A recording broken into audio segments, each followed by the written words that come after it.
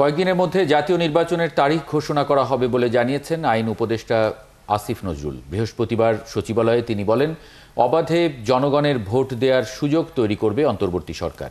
অন্যদিকে আর এক অনুষ্ঠানে প্রধান উপদেষ্টার প্রেস সচিব জানান, ঘোষিত সময় থেকে একদিন নির্বাচন পেছাবে না। শারমিন নীরার রিপোর্ট।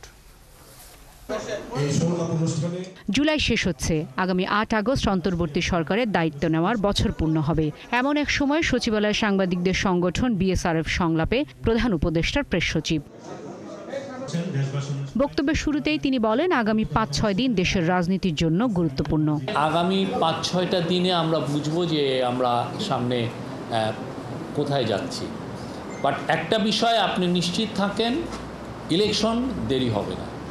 ইলেকশন প্রফেসর ইউনূস যেই সময় বলেছেন তার থেকে একটা দিন দেরি হবে না। আর নিজ মন্ত্রণালয়ের কাজের অগ্রগতি তুলে ধরতে গণমাধ্যমের সাথে কথা বলেন আইন উপদেষ্টা। তিনি জানান, কিছুদিনের মধ্যে নির্বাচনের তারিখ ঘোষণা হবে। নির্বাচনের সময় তো জাস্ট ওয়েট করেন, কিছুদিনের মধ্যে ঘোষণা শুনবেন।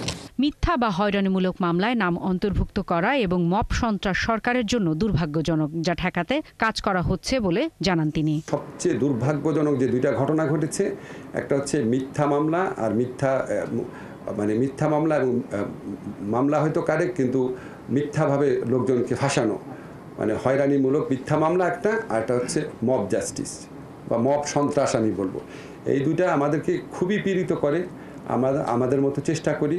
আর মিথ্যা মামলা ঠেকানোর জন্য বা এই মামলাতে অভিযুক্তদের রিলিফ দেওয়ার জন্য আমরা ফৌজদারি কার্যবিধির সংশোধন করেছি। হাসিনা সরকারের সময় দায়ের করা প্রায় ১৫,০০০ রাজনৈতিক হয়রানিমূলক মামলা প্রত্যাহার করা হয়েছে বলে জানান অধ্যাপক আসিফ নজরুল। কৃতজ্ঞ আপনারা সবসময় আমাদের। শারমিন নীরা, ৭১, ঢাকা।